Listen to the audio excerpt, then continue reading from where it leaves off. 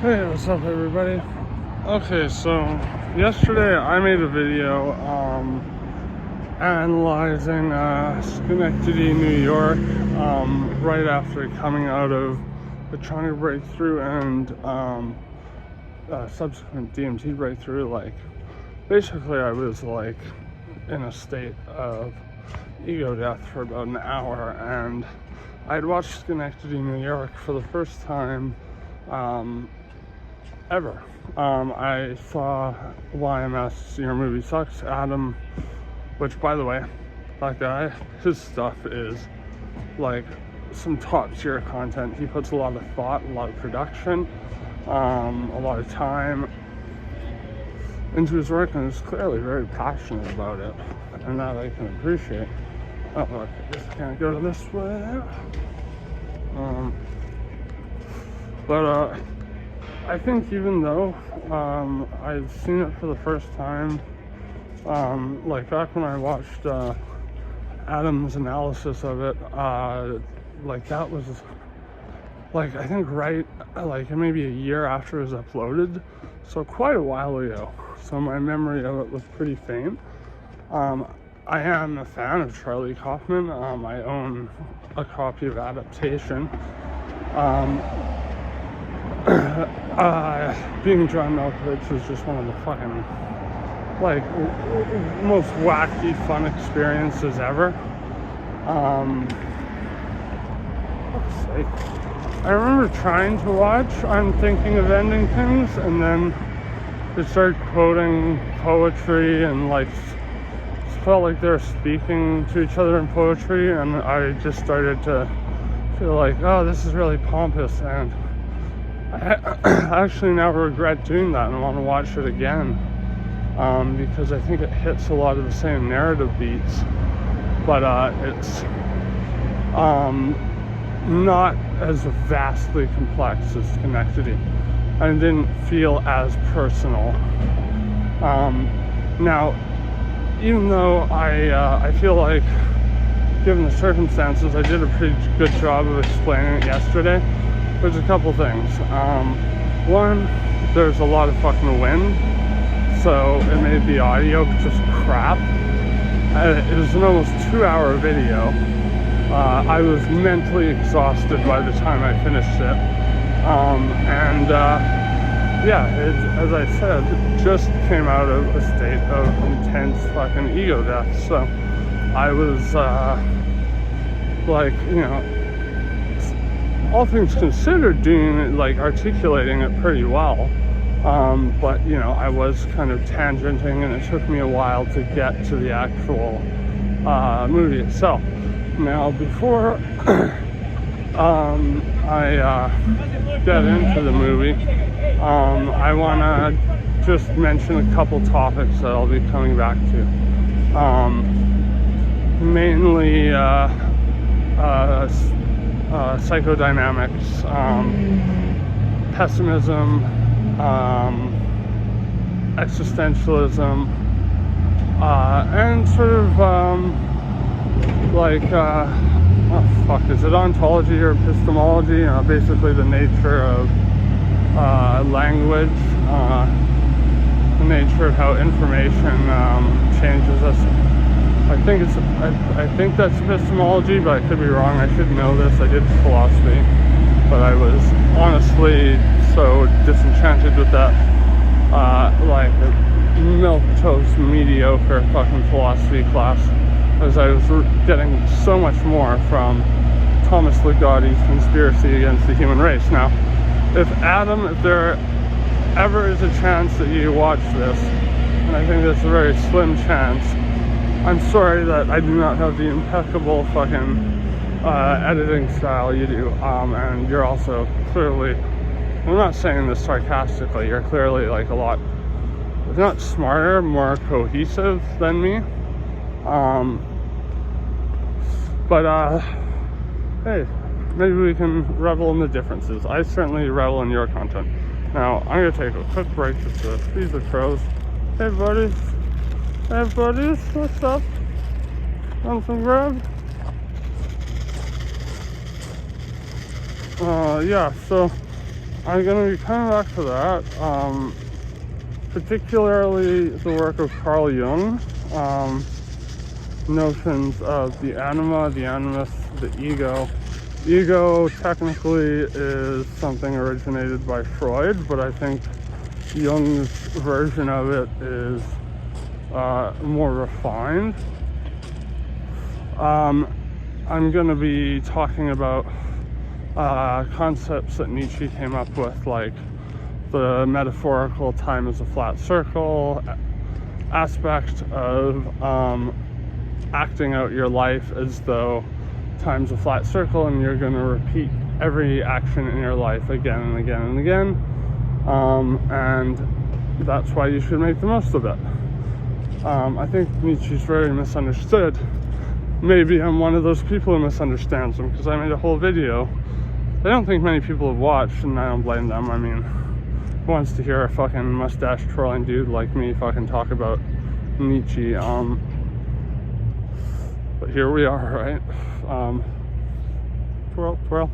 Anyways, and then the idea of the Übermensch and his whole God is dead sort of parable about the insane man coming down from the hills and talking about how he killed God. And like, I don't quite interpret that as literally as other people do. Like, most people think that he's saying we need to kill Christianity because it's a bastardization of what it once was. And well, sure, that's probably even true in his time. It's kind of like the whole Make America Great Again thing. When was Christianity ever great? Maybe he's saying that it just wasn't great in general, which I think most people would probably agree with in terms of their takes on Nietzsche. But he also talks about the Übermensch, and the Übermensch is essentially a person who can transcend needing structures like Christianity, which was the religion practiced essentially exclusively in the time of Nietzsche. The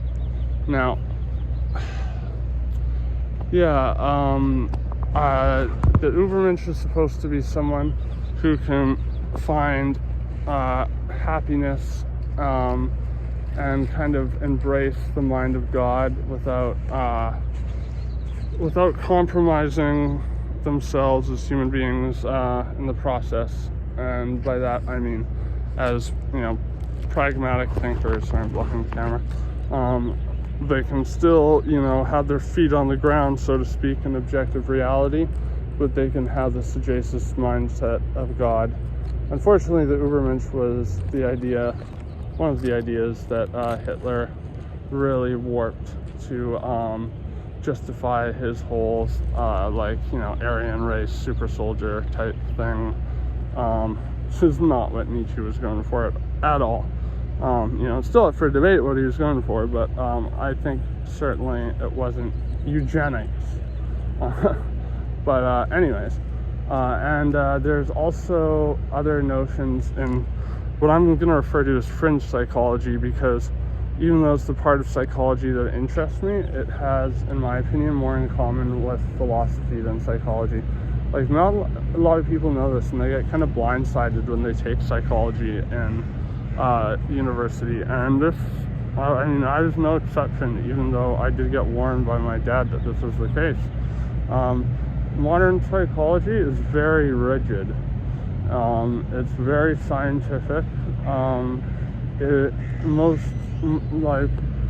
Professional psychologists, in that they have a master's degree and do something like neuropsych evaluations, like the ADD tests or the autism tests or whatever the case may be. They fucking consider psychodynamics a joke. It's literally like a farce, and so unimportant to them that, my first psychology professor didn't even know who Carl Jung was. There are also notions in the film like you even see this term for like a split second, and I'll get to that scene eventually. This may be a very long video, but this is a very, very fucking layered film, and there's a lot going on and a lot worth discussing, and sort of like, you know, themes worth vivisecting, if you will. And I'm also going to reference outline or ideas outlined in Conspiracy Against the Human Race, and particularly ideas such as sublimation that Peter Waffle Zappfe talks about when he talks about ways in which human beings cope with the tedious nature of having to exist as this agent who only has the illusion of control.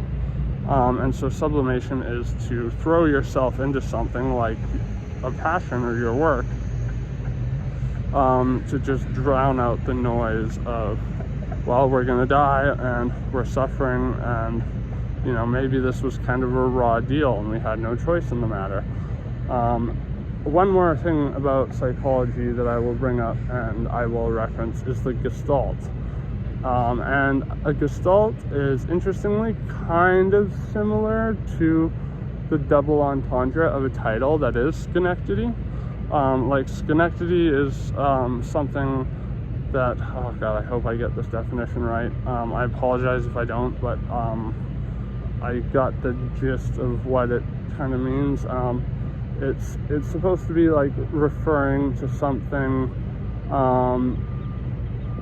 that doesn't reference the whole of the word. Like the example I can think of is foreign policy. You know, foreign policy is typically like government officials working, hopefully as, you know, diplomats, using diplomatic strategies, and you know, civility. You know, there's like you know, special envoys, stuff like that. That's kind of like foreign policy. But just because you say foreign policy doesn't mean it's referring to all foreign people in general. It means it's referring to, you know, the whatever relevant whatever part of the world is relevant to the context foreign policy is used in. Now, yeah, I get that's convoluted, but bear with me, because it's going to get a lot more convoluted.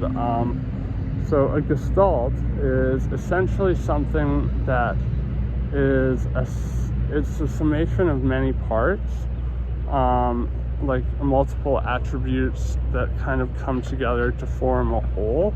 But by seeing it as a whole, you are sort of taking away from the individual elements that amalgamate to create that whole. So I think that is a very, very relevant notion to this film. Now, this film is very deliberate. I mean, and this is unbelievably impressive as a directorial debut. Now, I know that Charlie Kaufman has worked with Spike Jonze quite a bit, like actively on set for adaptation, being John Malkovich. What else? Why am I blanking here? Because the ones he's directed is Synecdoche, and I'm thinking of ending things.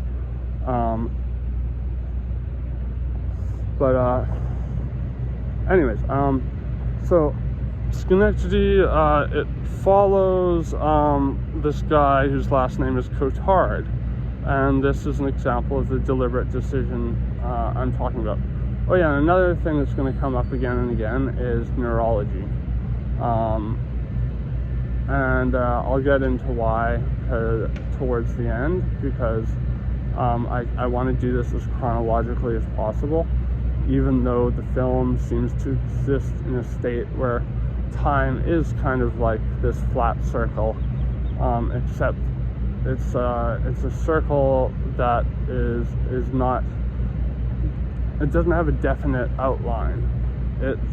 like time takes on a very different meaning in this film, and it's something that you don't really notice until unless you pay attention to the details all the way through, like just, you know, one day seeming to go for like at least a week, just based on how the clock changes in the background every time there is a transition shot, and then it goes back to, say, Cotard. There's something different on the radio. It's like time is just slipping through his fingers, and this is a very heavy theme in the film. And Cotard is another deliberate choice of a name, because Cotard delusion is when you literally think that you're dead and you're just in a dead body, but you're still conscious somehow, like a zombie essentially. It sounds silly, but like from what I've heard, it's terrifying. Like people will look in the mirror and they'll see themselves rotting. And I think in a weird way, it's kind of like a response to existential dread. It seems like, you know, a solution that was probably bred out of like excessive anxiety and stressors that made the individual suffering from it have some sort of neurotic issue, and you know, view themselves as no longer alive. But in a weird way, I think a lot of them will fear not being able to die. Now, Cotard himself, he doesn't really live. He spends his life looking for reasons as to why he's dying and looking for confirmation as to why he's dying. And like, you know, for example, like he's constantly checking his stool for blood, but then he'll get distracted by something like a love interest and not notice the fact that he's like pissing like a black liquid, a black reddish liquid. And his wife at the beginning, like most women in the film, are the polar opposite of him. They live relatively free of death, or at least the fear of it. Like the wife has a quote in one of the magazines, because she's an artist who makes really small paintings that get progressively smaller and smaller. But she says, I see, or I don't see, I just paint, or something to that effect. Or I see and I paint. I can't remember what it is verbatim, but it's something to that effect, and it is, you know, illustrating that it's the opposite of Cotard, who is so wrapped up in this like almost selfish, self-absorbed obsession with himself that is essentially causing him to waste his life. And I mentioned this, I think in either my last video or the video before, but I think if you're going to devote energy and anxiety into, you know, probably end up depressed by fretting about the fact that we're going to die, which, you know, is just inevitable. It's inevitable. Doesn't matter how many stem cell shots you take and turn yourself into a meatball looking motherfucker like Joe Rogan, or you know, think you can upload your consciousness someday to like a vast, you know, nexus like the internet, you know, basically the foundation for transhumanism, which I think is it's an ego response to, you know, the fact that we are going to die. Like Ray Kurzweil is clearly someone, the guy behind this idea, he's clearly someone who fears death a lot. Like he takes a fuckload of supplements every day.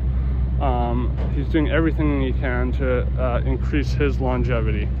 And it's like the prospect of that happening is not only implicitly problematic, like do you really want to trust your conscious brain with, you know, like what is essentially a global internet? You will be at the whimsy of that. So if the AI turns on us, what are you going to do? Now, Cotard, Philip Seymour Hoffman's character, he is doing the opposite of what his wife does, not just in how he chooses to spend his life, how he invests his time and his decisions. And give the crows some more food. But he's a playwright, and he spends like 20 years or something trying to drum up this play that is like growing bigger and bigger and bigger in scale, and it gets super, super meta. Like it's about his own life, and he has actors playing him, and he'll be like watching them rehearse, and they'll be saying things that he was thinking, or that he wanted to say to someone, it's a very surreal movie, but I think there is definitely method to the quote-unquote madness. I mean, I think this is a work of sheer brilliance. I know Adum has super high standards for movies. He's the infamous 6 out of 10 guy, because he rates the majority of movies he watches 6 out of 10. But he said Synecdoche was his second favorite movie, and I would be inclined to at least put it in my top 5. But in any case, regardless of how favorable it is to me, I've only watched it once, and this is a movie Charlie Kaufman wants you to watch multiple times over your life, because it will take on a different meaning depending on what phase of life you're in at the time. And there's also another psychological school of thought that is relevant here, and this ties into pessimism as well. Functionalism, basically the idea that we are programmed a certain way because of our biological history as a species that evolved up until this point. Because the fear of death is programmed into us. It's why we have phobias and find spiders creepy. One thing that I think kind of is relevant, and I discussed the nature of the Uncanny Valley in one of my pessimism videos on The Conspiracy Against the Human Race by Thomas Ligotti. And I mean, Adum, if you ever fucking watch this, you're the Adum who lives in my city, who's a content creator that I want to hang out with. There's another Adum who creates content here, who is a very big YouTuber, and I used to really look up to him, and now I just feel fucking pity for the dude, and I feel just horrible for what his family's going through, because he's very much in denial about addiction. But in any case, I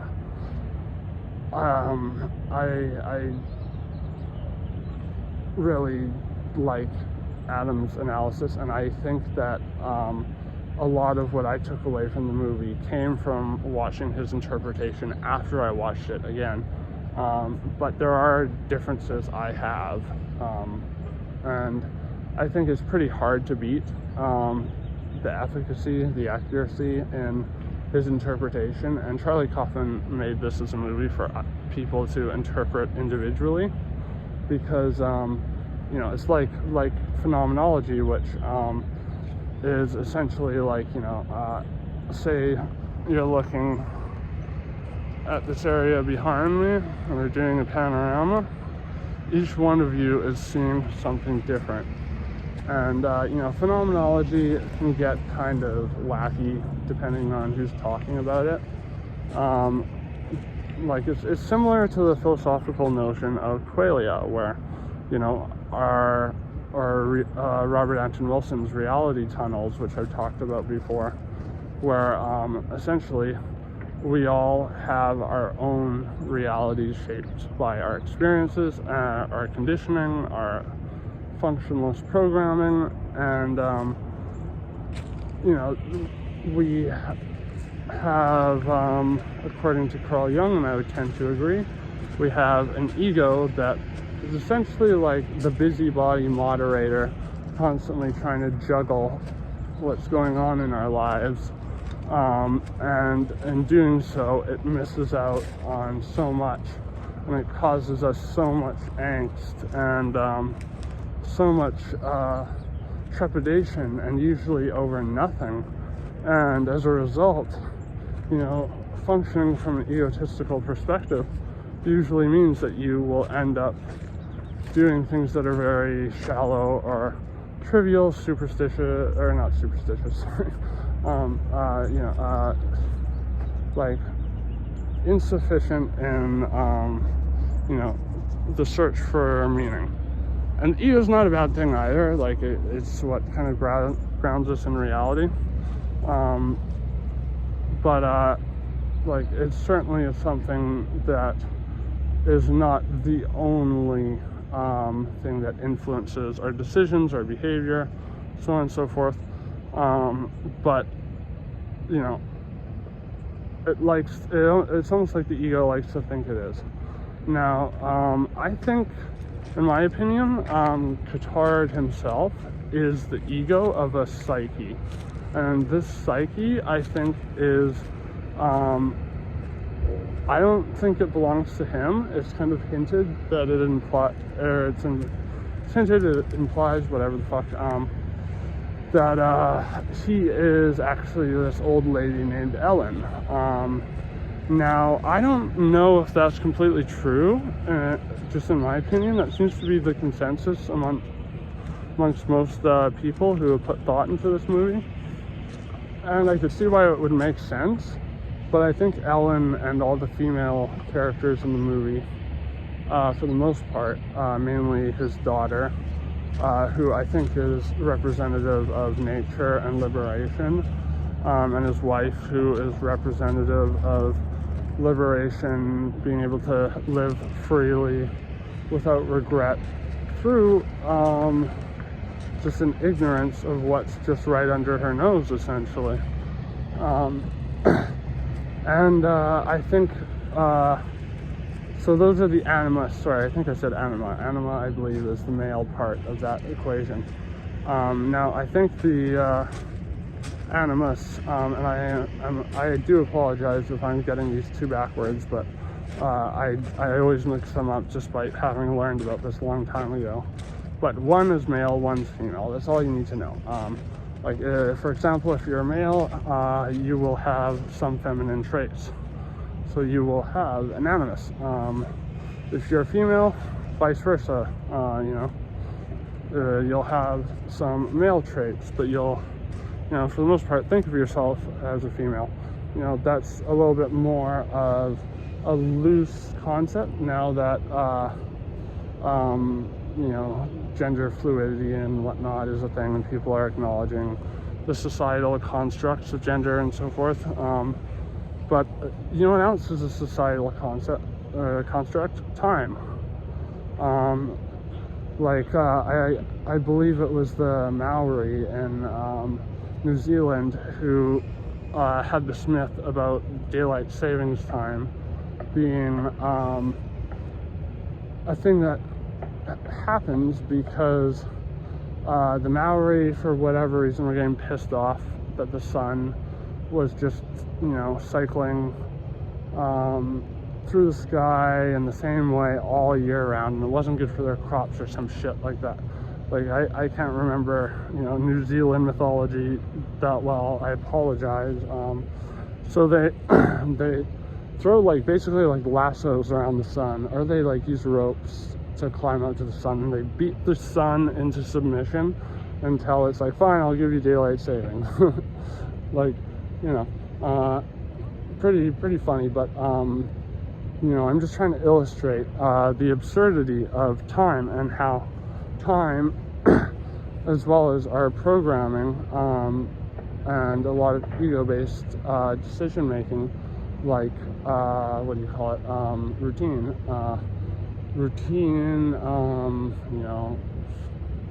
merging with, just speaking as a Westerner, parts of life that you're supposed to sort of tick off the box. You finish high school, you go to college, you get a good job, you have a nuclear family, all these things that are, supposed to, especially according to conservatives, give you happiness and control over your family, not just your life, but your family.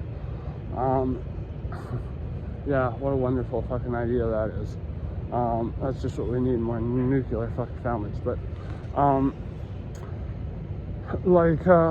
so as I said, time, it goes by very fast, and Cotard he is completely oblivious to this. Like, his daughter gets a tattoo, and he's like, what the fuck? She's 4. Why are you giving her a tattoo? And they're like, she's 11. Your daughter's 11. He's like, what?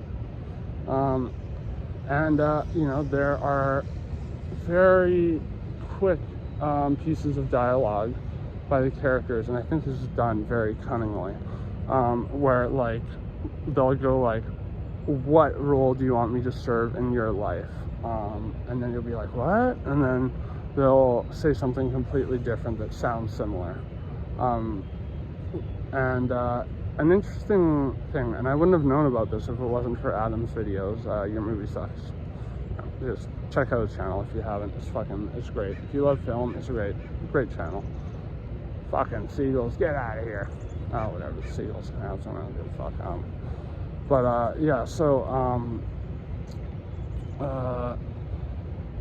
Essentially, what I think is happening is, you are watching a psyche as either it is dying and its life is flashing before its eyes, because there's a lot of sort of themes relating to essentially, like, decisions we could have made, routes we could have taken in life, things we could have said but we didn't, and we feel worse off for it. And so, we go and sulk, and we act out of regret, and we ultimately waste our lives by doing so. There's either I think what's happening overall is that this old lady, Ellen, isn't a representation of the female part of his psyche, but it is actually the person who is the protagonist of the story, and you're watching her psyche die, and her psyche is dying as a result of brain death. And I think because you kind of watch the world around them just devolve into absolute turmoil. Like, there's like fighting in the streets and stuff, and they're just like, many characters are walking down the street just having casual conversation like nothing's happening. And I'm going into spoiler territory now, so if you haven't seen this movie and you want a really heady experience, it will challenge you. I found it challenging to watch, and I love surrealist movies. I love analyzing stuff, but I found it challenging in a good way. And I found it super relevant, especially given, the takes that I have posted on pessimism, particularly, Ligotti's take, which is tends to be what I agree with the most, except for the fact that he says, because nature created consciousness and, essentially just our self-awareness that made us so separate from nature that we've had to almost insulate ourselves from it to give us this sense of anthropocentrism, or, supremacy over all living beings as a species, that we should essentially wipe out all life on the planet, including nature, because nature made us.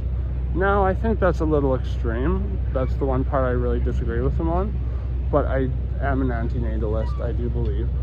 Ethically, for the good of the world as a social contribution, or lack thereof, if you will, having kids is creating more and more problems in the world, more mouths to feed, more, carbon emitters, because human beings themselves emit a lot of carbon in their lives, especially in countries like the West, where we have access to a lot of perishable stuff.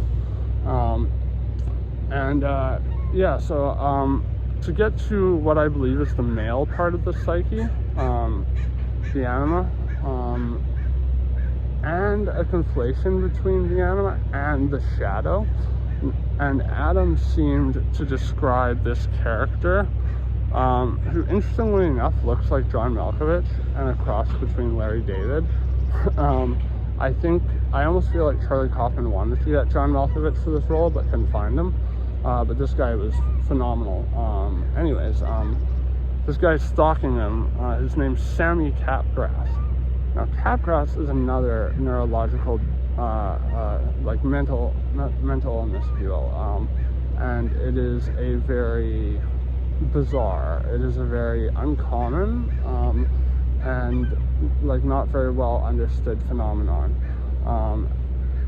And I think it ties into Thomas Ligotti's take on the Uncanny Valley, something scientists have been struggling to figure out for a while, and something that I think Ligotti explained pretty well, and that I expanded on myself in my video on that, in my pessimism series, which, hey, Adam, if you ever fucking watch this, please read Thomas Ligotti's Conspiracy Against the Human Race. It is very depressing, but it is essentially the best, I consider it my Bible of pessimism, and I've read Schopenhauer and stuff like that, who's kind of the goat of pessimism, but I really believe that Ligotti does a phenomenal job in this, and in this book, and he says, this is my opinion, despite lining things up in a very scientific way. It's just very rare for someone to say that about a theory that is a fringe theory. It's a rare form of honesty that I appreciate. Anyways, so the Uncanny Valley is, just to recap, it's essentially when we are creeped out by something that's anthropomorphic but not quite human, like a clown, or say those creepy mannequin dolls that are all silver and don't have a face or whatever. There's just something about that unnerves us on a deep level, and we can't figure out why. And part of why we can't figure it out is what's so frustrating. Now, I honestly think that this is an evolutionary mechanism that was to protect us from something, which, take from that what you will, but due to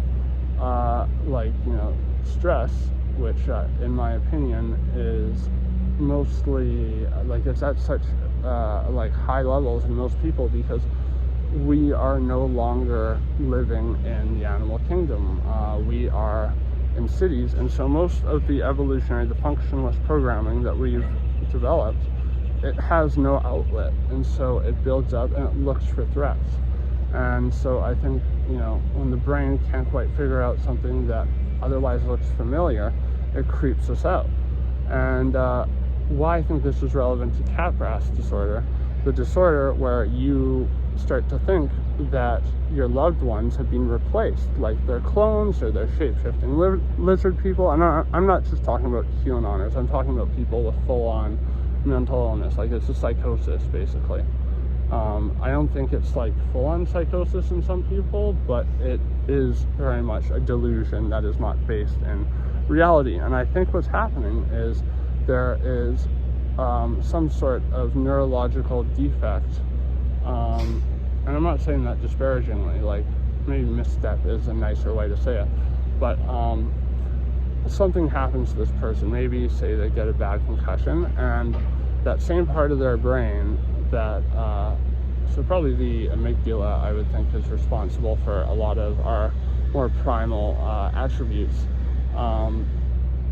It kind of creates this really heavily exacerbated version of what we experience with the Uncanny Valley. And I think it's relevant because Cotard spends his whole life trying to convince himself that he's not dying, or no, that he is dying, and he can't find anything that really shows that he is, and he can't communicate with the doctors in a way that gives him any answers. And so this lack of answers causes him to squander away so much of his life. And like I said, I think existential dread should be based around essentially the prospect of wasting a life. Because the thing is, even though I'm a pessimist and I hate the fact that I'm existing at all, I am here and I want to make the most out of it. And I also don't want to live forever. I want to probably pass away at a young age. I'm too young to make that decision yet. But if I do something that's valuable and that's fulfilling to me, I think dying young is not a problem. I watch people get old and develop Alzheimer's, Parkinson's, and it's it just doesn't look like golden years. It looks fucking awful. Like you lose yourself, which is kind of what happens here. And this ties into one of my interpretations as to what is going on as a whole here. The whole human brain that for one reason or another is failing to fire properly. Okay, I'll give you some more. It's because of neurons dying, which is what causes Alzheimer's. The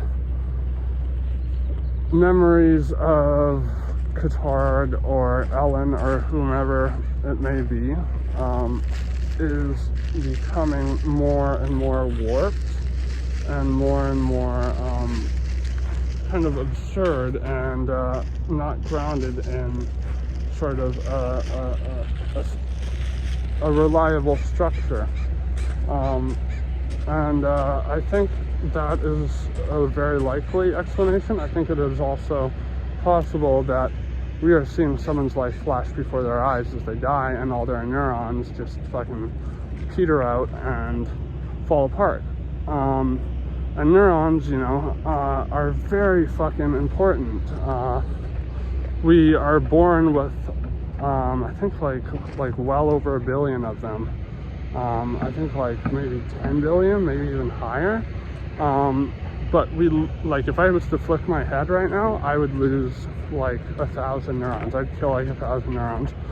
And there are ideas like neurogenesis that suggest that psychedelics can actually cause new neurons to form, and essentially the process of synaptic plasticity and causes the hippocampus in the brain, which is responsible for how well neurons and proteins are transmitted to the neurons that are forming our memories, and our memories are formed by neurons doing little dances, and they need proteins to survive. So it's thought that Alzheimer's is caused by an inability for proteins to be properly transmitted by the hippocampus. If you have inactivity in the hippocampus, like me, you have depression or Alzheimer's or something like that. And psychedelics they light the hippocampus up, which is why neurogenesis is thought to be a thing, and it's being shown in lab rats, but because of the heavily controlled nature of psychedelics as substances, and how they've kind of lost credibility in the eyes of a lot of scientists, there are really no human trials to confirm this, which is a real pity, because there are people like me who have brain damage from hard drug abuse, and are probably going to go for the rest of their life, my life, dealing with brain damage. But if these things can mend the brain, it would be a tremendous tool. But that's not what this video is about. So memories are essentially this is why when you practice something more, you are more likely to remember it and become better at it, because it causes more neurons to do the same dance. And the more neurons you have doing that dance, the more concrete the memory is. And throughout this film, which it is chronological, I would say, but like time is so slippery that it is flying by essentially, but so subtly that, you know, if you're not paying attention, you would really miss it. Now, to get into the Jungian aspects of this film a bit more, I think I've actually flared that quite a bit, but like, I think just a final note on it is that the world around him, if it's not like the public, you know, just dying around him is not his neurons dying, then I think and you know, these don't have to be, I mean, they can be mutually exclusive, so, you know, it's ultimately up to you. I think they could be going on at the same time, but you are watching essentially an unconscious personification in the world around him, personification of his unconscious. Syntax, motherfucker, get it. Sorry, it's really a lot fucking to digest, and I'm almost feeling like I did a better job explaining it after fucking doing DMT yesterday. But yeah, I've only seen it once, so like, you know, I'm doing my best here, people. There's really a lot to cover in it. But you know, if the psyche is, you know, contained within the brain, which I am inclined to believe, it is natural to assume that as neurons are dying, the world around you would become less concrete, and, you know, rigid constructs that we use to ground ourselves in reality, like time, will become less fluid. Even though, as I said, there is a chronology, there is a linear trajectory to the narrative, you see him get very, very old throughout the entire thing, and then take on these almost feminine attributes. Like, Adum described Catgrass, Sammy, his stalker, as God, like a manifestation of God. And I think he made a very good case for that, and that could be. But in my opinion, you know, notions such as God are misinterpretations of psychological phenomenons. Now, feel free to disagree. That's your fucking prerogative, obviously. But I can feel free to disagree with you. But I think personally that the notion of God is like a misinterpretation of very powerful elements of our psychology.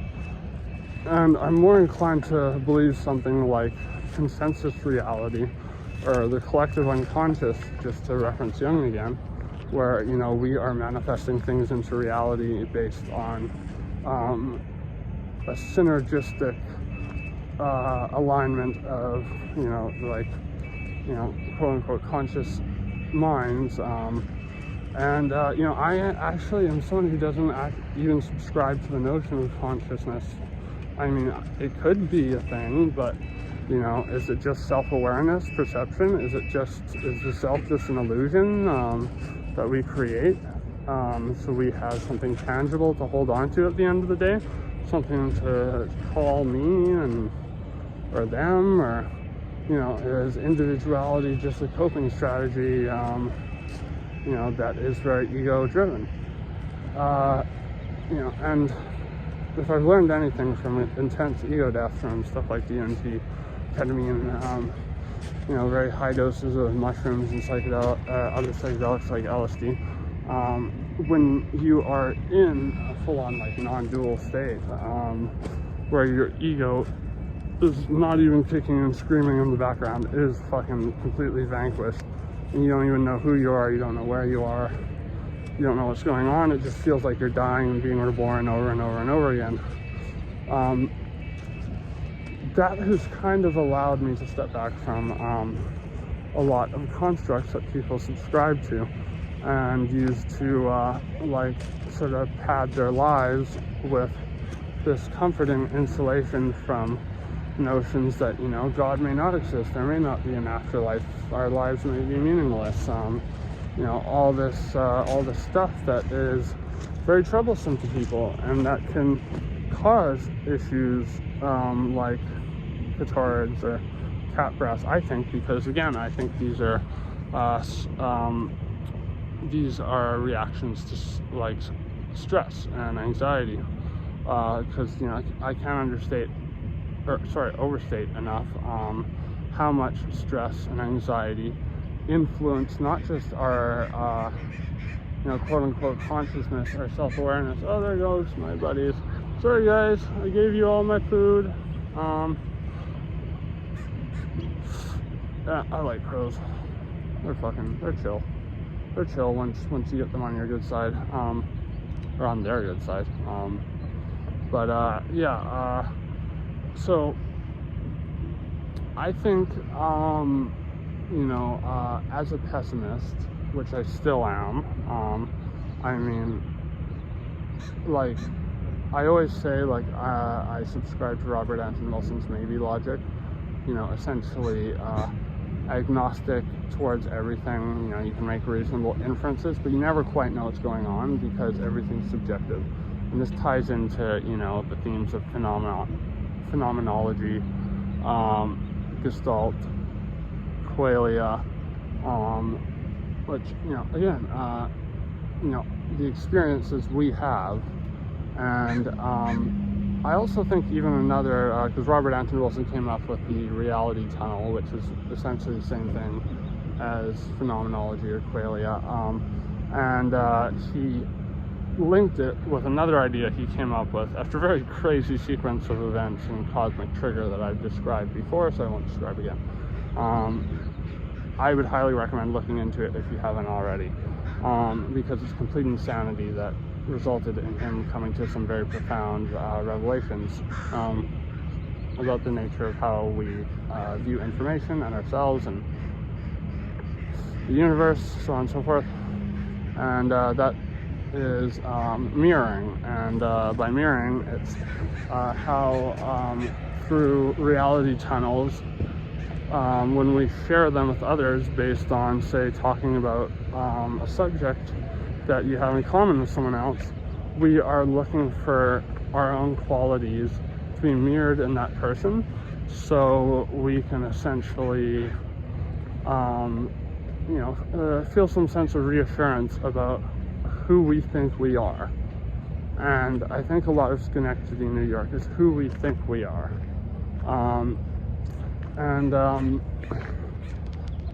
To get into the notion of the Gestalt, I think this is best illustrated by his play, because his play is something that is like him, it's almost like him doing kind of shadow work, but not integrating it.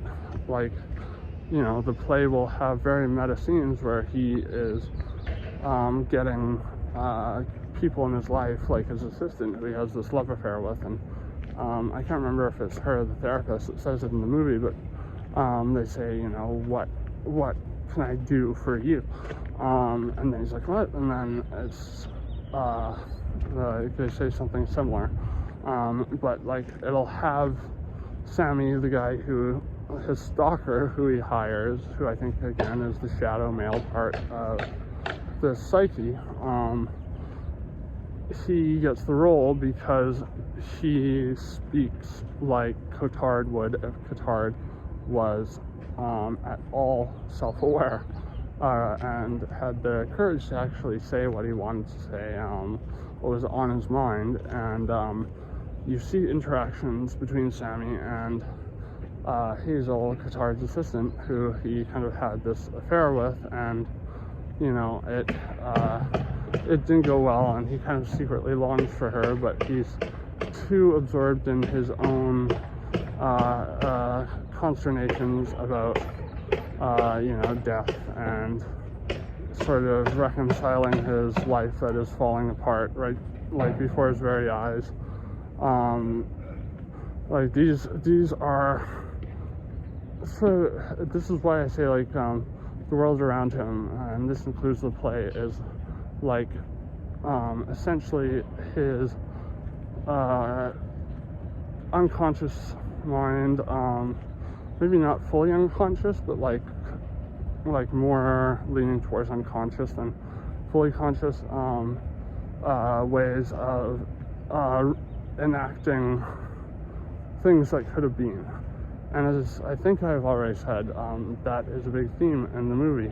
Like there's a scene that I think is exemplary of this notion, and just to clarify, the notion I'm getting at is decisions we could have made, avenues we could have taken that would have changed who we are drastically, but by not doing so, you may have hurt someone else.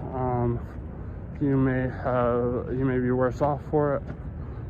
There are a lot of allusions to that. And yeah, the most on the nose one is definitely when he's on the plane and he's reading one of his therapist's self-help books, and she kind of appears right beside him, and she's like, "Oh, I see you're reading my book." And he's like, "Yeah, but I don't really think I get it." And she's like, "No, the book doesn't get you." And this is one of the split seconds where you see on the page the word phenomenology. And as I said, everything is very deliberate, it's very carefully interwoven in this story. Now,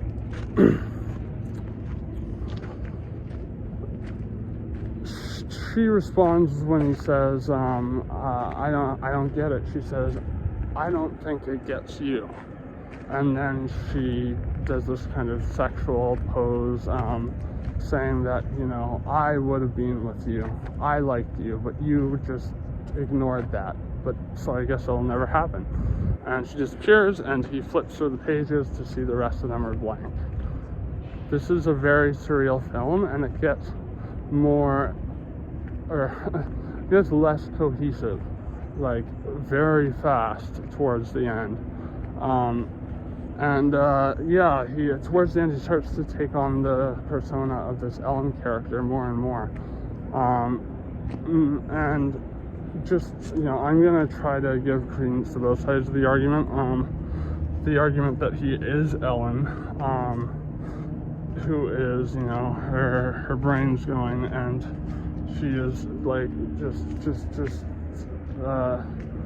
frenetically, desperately trying to shuffle this narrative into place, so she has one last glimpse of meaning in her life before her mind goes. And whether it's immediately from death or from Alzheimer's, I can't say, but I think that is the most likely scenario when it comes to the overall narrative and how it all ties together. Because again, I think you're seeing manifestations of a rather Jungian psyche. Now,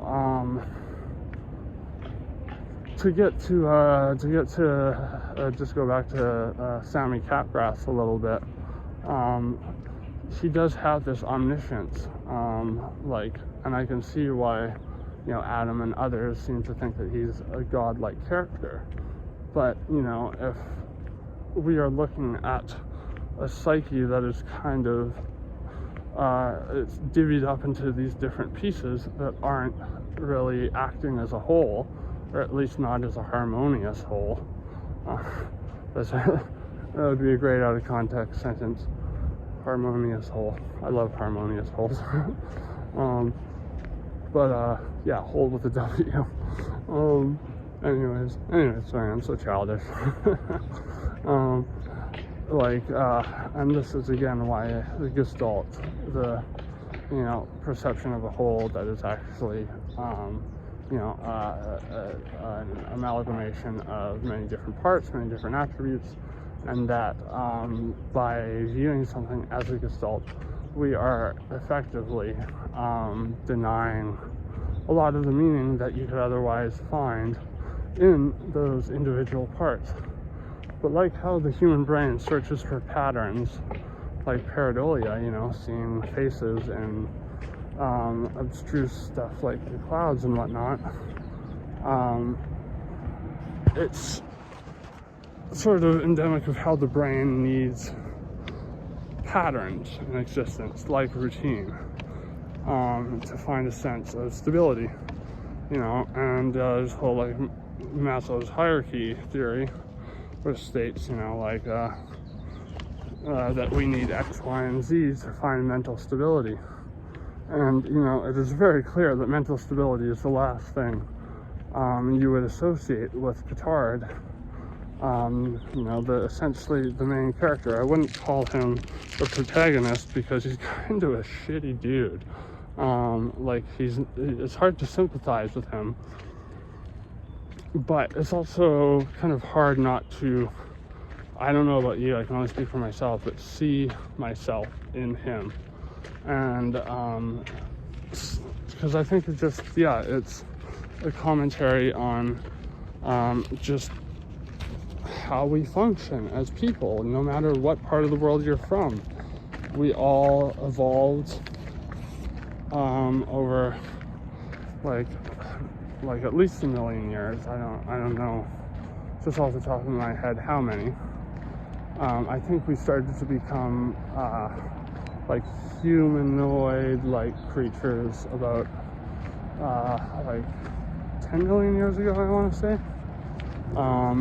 But I think we even still had tails and like a second pair of eyelids back then, hence why we have those little pink cuticles on our eyes, because they were like transparent eyelids that as lemur-like creatures we could sort of see through a little bit while we were sleeping, so a snake didn't fucking creep up on us or whatever.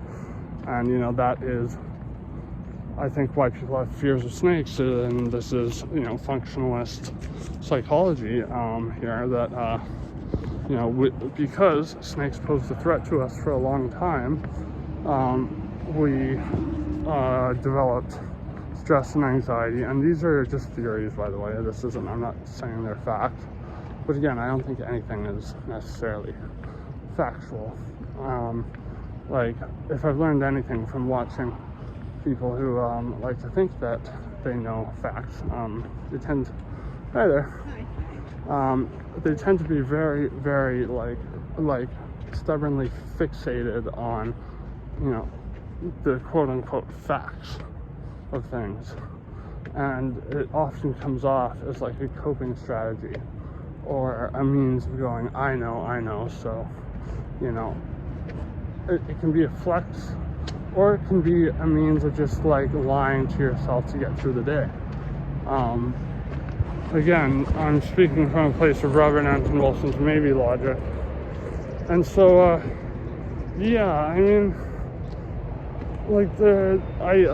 there's not too much that I really want to spoil in this, because I would like people to go and watch this movie themselves. But I think it's something that's kind of hard to spoil, because I think it is so unconventional in terms of narrative and story structure and character structure, that even if you know what's going to happen based on, say, my interpretation or Adam's before watching it, you will still find yourself coming away with a lot more. And I'm actually kind of glad that I had some of the elements in my mind, this very faded memory.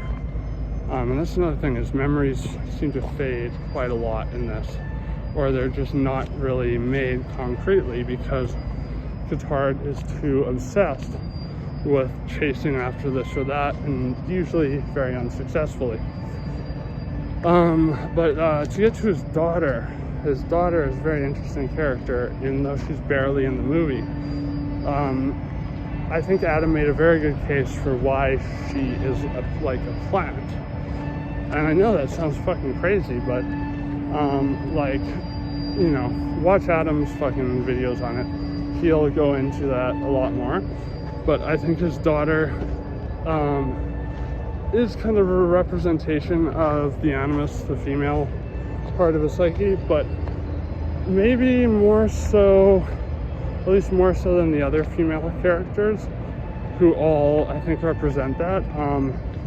She is like an incarnation of nature.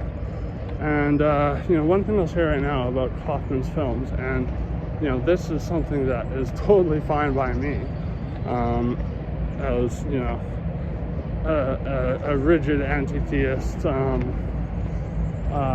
try to still be open-minded to these things, but, I've put too much of my life and time into trying out, anything from going to church to chaos magic and Kundalini yoga, and not ever getting results that struck me as, being anything more than just like a manifestation of, as energy we're investing to look for an outcome that we have put ourselves in a suggestible state hoping to find. And it's, like pareidolia, as I said before, looking for patterns where there aren't any. So the brain just makes them on their own, or on its own.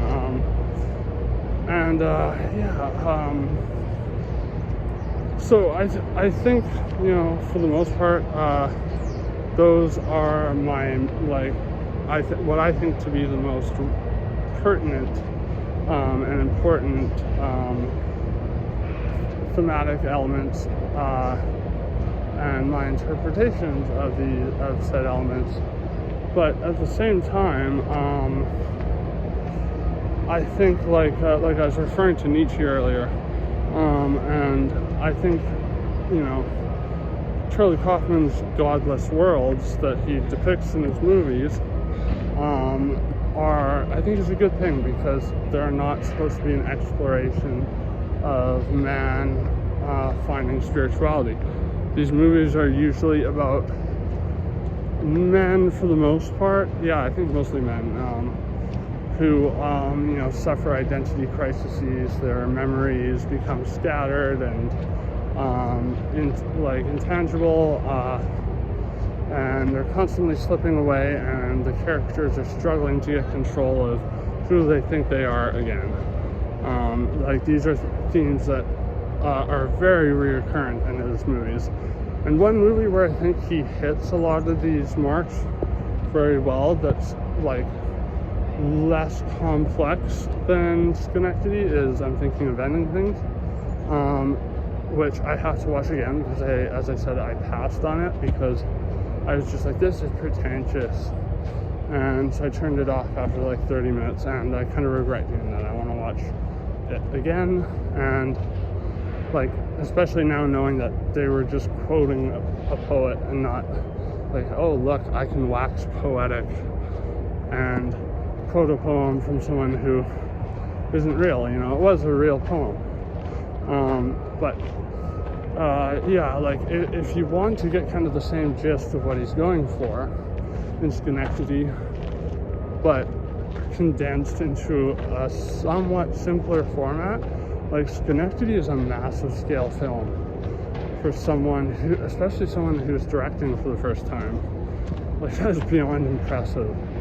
It really, really is. He even wrote the lyrics for the songs in the movie, and they are super relevant. And I'm so glad I watched Adum's videos, because he shows some of the lyrics to the songs, and they're all these layers of deception, something to this effect, to get you through the day, I love to numb the pain, something to that effect. I know that's not verbatim, I'm paraphrasing, but that's essentially what the most recurrent song is saying, and that is essentially what he's doing. And now I just want to go back to his daughter for a second, and her being, I think she's more than just a plant. I think, and this harkens back to my pessimist views, particularly what Ligotti outlines in us being unnatural creations that came to be as a result of a tragic misstep on nature's part. Now, I think his daughter, who, there's constantly something separating him from her. And, at one point, She's all tatted up and she's like dancing.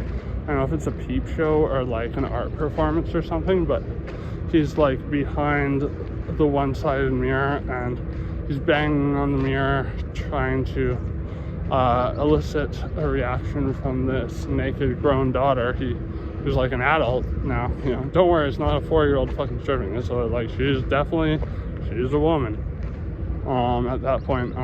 But she has like a tattoo of a flower. Now, this is really my pessimistic take here, more than anything else. I'd say the sublimation one is pretty close, but this is definitely takes the cake for my pessimistic views. And then I'll get into the Nietzschean stuff. I know, fun, right? Aren't you having fun? Anyways, so you know, one idea in pessimism is that we will never become a part of nature again. We are permanently severed from the animal kingdom. And I think that's why we've developed ideas like anthropomorphism, which is something that, you know, people don't even have to be familiar with the idea to practice. Just supremacy over all other beings, which is why, you know, it's so easy to justify unethical, you know, say like farming of meat and, you know, terrible conditions for those animals to live in. Because we're like, oh, well, they're only like a little sentient. They're not sentient in the way that we are. You know, we have this self-awareness where we notice suffering and pain really means something to us.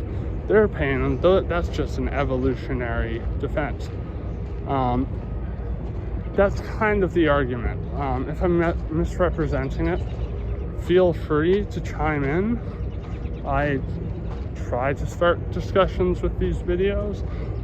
But it's one of those notions where I think it's very hard to give a concrete definition on. But I think his daughter and his separation from her, it shows that he, in a way, wants to sort of embrace himself fully. He wants his psyche to embrace nature fully. And, you know, just being human beings, we can't just, like, go back and live in the woods like fucking in caves like Neanderthals. We just can't do that. You know, we're kind of past that point. We would fucking die. You know, we need clothes and shit to stay warm, right? So I think that, in my opinion, and this is probably going to be the most, like, contested because, you know, I don't even know anyone who's a pessimist. I've never met anyone who said they're a pessimist and like actually knows what pessimism is. I've heard people say, oh yeah, I'm a pessimist, and I'm like, okay, well, what do you believe? And then they describe like nihilism or something. And I think, like, to go to Nietzsche now, I think nihilism is kind of the prevailing philosophy in this movie. As I said, it's a godless universe, and you know, it's an acknowledgement of the fact that we're all going to die, and that we could just have wasted our lives, and that our lives could even just be like a massive fucking fever dream. Like, who's to say? You know, it's like the whole the brain in the bucket. Bosman's brain, I know, just brain in a bucket. It's, you know, the idea that our brain is just in a vat, or brain in a vat, I think that's what it's called, but it's named after the guy who coined the thought experiment. I think it's like Boltzmann or something like that, Boltzmann brain, but anyways, it's saying that, you know, because of our sensory like our perception of reality being dependent on the senses, for all we know, we could be a brain in a vat just being fed stimuli. You know, this is also similar to why people consider the simulation hypothesis and stuff like that. Now, one thing I think it gets at, though, this movie, that veers it away from nihilism a little bit, which is the belief that you know, everything is meaningless and there's no point or value to life, so why even bother trying?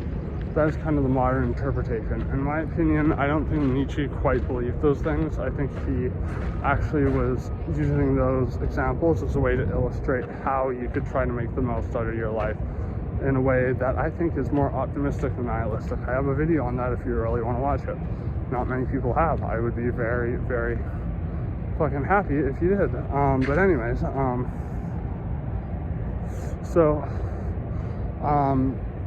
to go back to the whole God is dead parable of Nietzsche, you know, this is, as I said, a godless universe.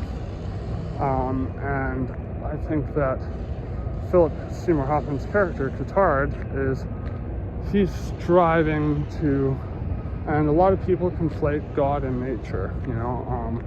I think he is striving to integrate with something that will give him meaning, but never finds it. And, you know, the time is a flat circle thing it's kind of relevant because I think, like, it's like a circle that is becoming less and less fluid as time goes on. Or sorry, it's becoming more fluid. It's becoming less of something that is, you know, dependent on the lines drawn around it.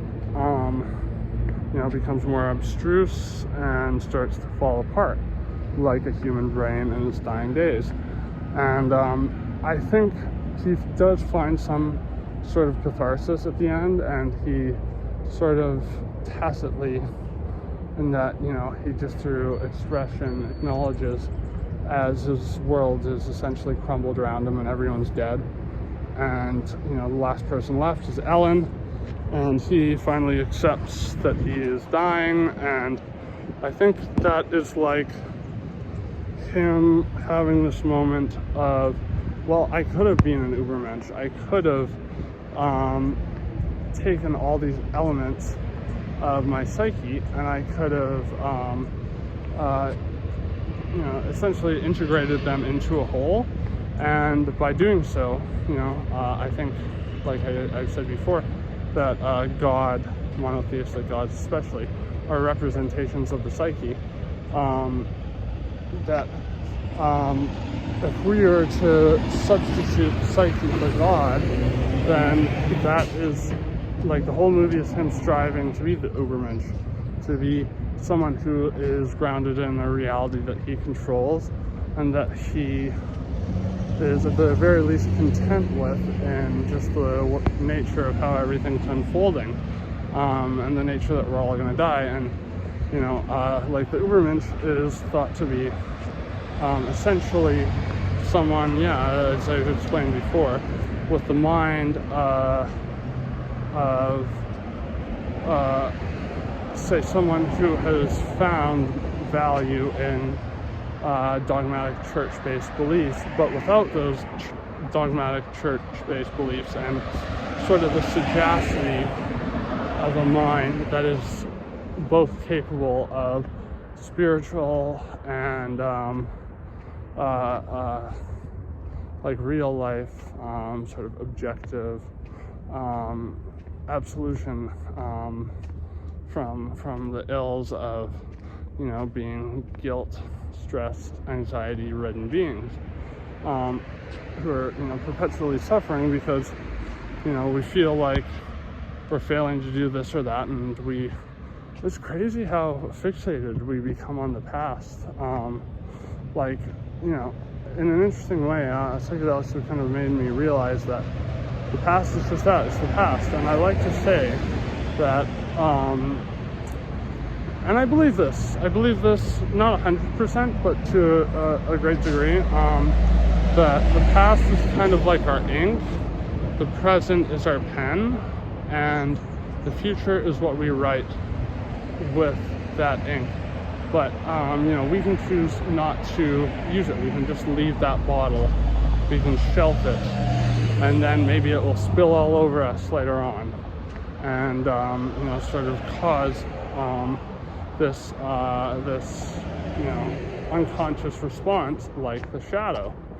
And one thing I found very interesting in Conspiracy Against the Human Race that I think is applicable here is he quotes a couple people, like psychologists and neurologists, who think that, like a neuropsychologist who think that the unconscious is essentially a means of repressing the things we don't want to deal with on a day-to-day basis in a modern world where our animalistic tendencies no longer apply and cause us, vast amounts of stress and whatnot because we don't have an outlet for, these primal urges, these functionalist urges. I think that's relevant not just to the film but to life. I think this film is one of the greatest homages to what it's like to live, and especially the frustrations of living without feeling like you have absolute supremacy or being able to dictate everything around you. But he tries to dictate his memories through his play, but he is ultimately in that process hurting other people because he can't just accept what is and what he can't take back. So I think that's one of the best lessons you can take away from this movie, is to not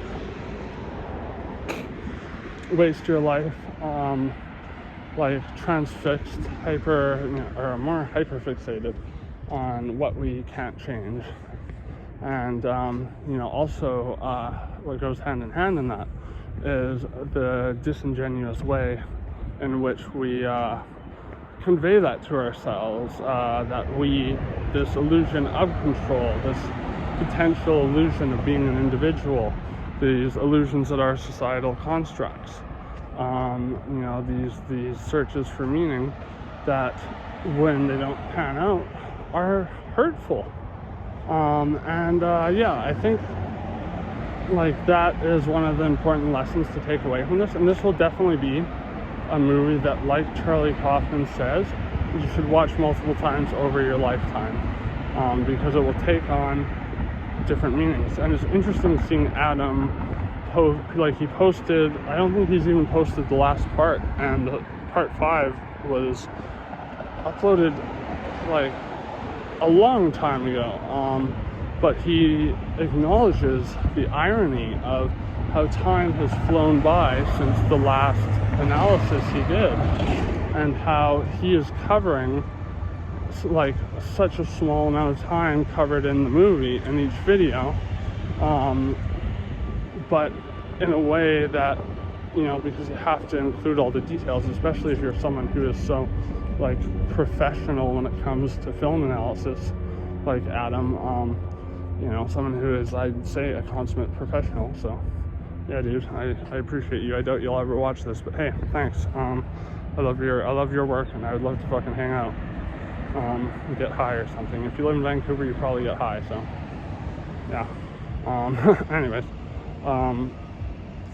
I know I'm not the most charismatic fucking person. I know I'm not the easiest person to listen to, but I really want to try to make some points in life, and to draw on, what are very profound influences to me, like, Ligotti's, both his one work of nonfiction, Conspiracy Against the Human Race, which I think I did about 5 parts on, and works of art like this that are so immensely layered and like dense beyond being able to like really understand everything with a single viewing. And again, I watched it like maybe 24 hours ago, and I did one take right after like being out of my body, full on ego death for 2 hours, did a fucking changa breakthrough and then the DMT breakthrough right after it. And the MAOI was like still like very fresh in my system, so it lasted for like a full hour. But even though I think I did a pretty good job with that video, yeah, there's a lot of wind in it, and it took me a while to sort of get to the point where I started delving the sort of thematic elements of the film. But one last thing I want to mention is that notion of sublimation I talked about, that we use to cope with reality. For Peter Waffle Zappfe, the guy who coined the idea in his essay, The Last Messiah, which is what is cited more than anything in Conspiracy Against the Human Race, which is an amazing book. And I think, hey, Adam, if you ever watch this, it's something you would really like. It's very depressing. It's the most depressing thing I've ever read, but it is very scientific in how he, cites people, but he also cites like spiritualists, like gurus who spent their whole lives selling enlightenment and then had a near-death experience and were like, yeah, this is all bullshit. This is all bullshit, and I can't continue to peddle bullshit. The main person he cites is E.G. Krishnamurti, which is, I respect that. I respect that he was honest about that, because that's how he made his living, and a very profound ego-death experience of him actually having a great deal of brain death that rendered him his consciousness, or his again, I don't completely subscribe to the notion of consciousness as something that is ethereal and that is beyond our control. It's impalpable. It's just something that is a signal out there being conveyed. I think it is a conflation of what we use to describe self-awareness and whatnot, and it embellishes it in a way that gives it this sort of shiny, alluring veneer of enigmatic mystery, and we just find that notion to be fascinating, and I think that it is a coping strategy, out of the many coping strategies, sublimation is one of them, outlined in Zappfe's essay, The Last Messiah. For him, sublimation was mountaineering. That's what he was known for. He wasn't known as being a writer. I think he only was really known as a writer for that one essay. But he was a staunch pessimist, a real antinatalist. He didn't have kids or anything. He also didn't kill himself, despite saying that's really the best thing you could do to get out of this state of existence and back into blissful non-existence. But he never had children or anything, so he stuck to his guns. Now, Ligotti, for example, he writes amazing, arguably the best cosmic horror I've ever encountered, and it is very surreal, but it makes a lot more sense. The allegories and the reoccurring things like puppets and clowns, because he says human beings are meat puppets essentially. We dance, and we don't know what's pulling the strings, and so we'll assign these very lofty ideas like that of God and whatnot. There are other forms of coping with existence, like isolation, and indulging in excess. And while you don't see Cotard abusing drugs or anything like that, he ends up being on a lot of medication by the end of it, but it's not, I think, at all in making him intoxicated. He doesn't drown out his consciousness in that way, but what he does is he sort of buries his awareness and his failings in pursuing love interests and really injecting himself into this play. And this is why I think his love interest says very quickly, what role do you want me to play for you? Again, those may not be the exact words, I've only seen it once, but it is to that effect. And then he's like, what? And she says something different. It's Synecdoche New York is a fucking amazing movie, and I really highly suggest that if you are a movie buff like me, and I like to say that I own the most unwatchable fucking collection of DVDs ever. not in the literal sense, obviously, because that would be like pretty pointless. But like I have a collection of very obscure, very uncomfortable movies to most people, but movies that I find fascinating nonetheless. Like, for example, I just bought Denis Villeneuve's Enemy, as well as The Exorcist 3. Fucking fantastic movies, both of them. But not at all like made for casual viewing or, you know, a conventional audience. Just stuff that I enjoy because it's thought-provoking. Now, I could go on about Synecdoche, but I don't want to make this too long-winded. And you know, it is a fucking mentally exhausting task to try to explain what you think this film is getting at. And but it's a challenge that I enjoy. Why? Because I like being able to think, and I like being able to share something that I think is valuable with other people. And I found it super useful, actually, like more than the Changa DMT trip, to have ego death like less than 12 hours after seeing the movie, because it allowed me to really step back and take a perspective on it that saw the gestalt of this narrative, not as a surface level amalgamation of things, but in all the moving parts that are going on within it. And so that allowed me to kind of put together this blueprint. And I mean, I would upload it, but like the audio quality is fucking terrible. And when I am referencing YourMoviesucks, I feel like I should at least have some modicum of like at least pretending like I know what I'm doing. I mean, I could edit my videos if I wanted to, definitely not with the skill of Adum, but I do these videos kind of like vlogs, and I like to do things off the top of my head like this, because it being able to say these thoughts out loud not only helps me remember them and thus be able to expand on them, but it's a welcome challenge. And I am sure if you watch this all the way through, which I doubt many people will, and I can understand why,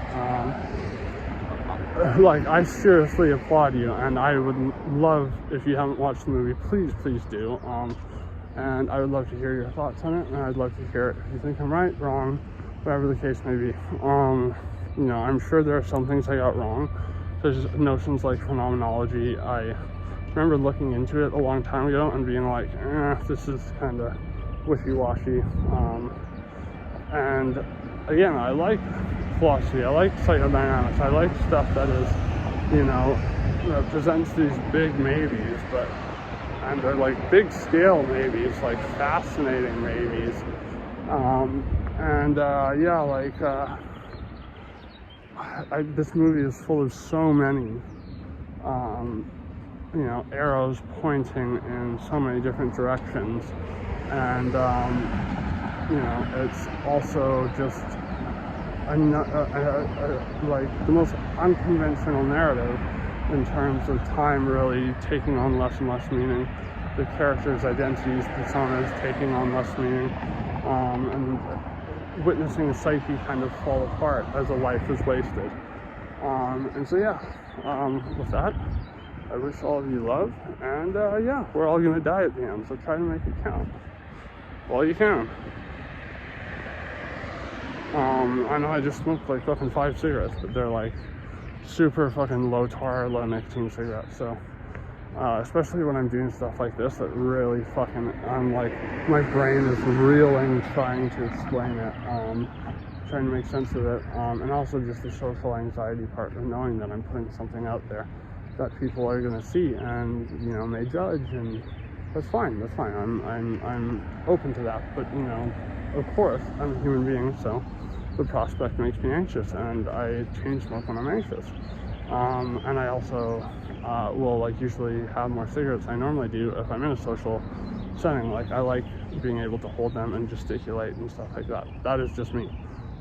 That is the value they have to me. Otherwise, I would say, fucking huge waste of money, and fucking, probably if my health issues don't kill me young, then they'll kill me relatively young. But as I said, I want not to live to the golden years. I want to live maybe for another 30, 40 years and do as much as I can that's impactful in that time. Oh yeah, and that leads me to one more thing that I think is an important part of this movie thematically, and that is the existential dread that comes with knowing that our legacy could be either forgotten or bastardized, or, and this, again, is another adjudicating factor when it comes to like me saying, well, I don't want to live forever.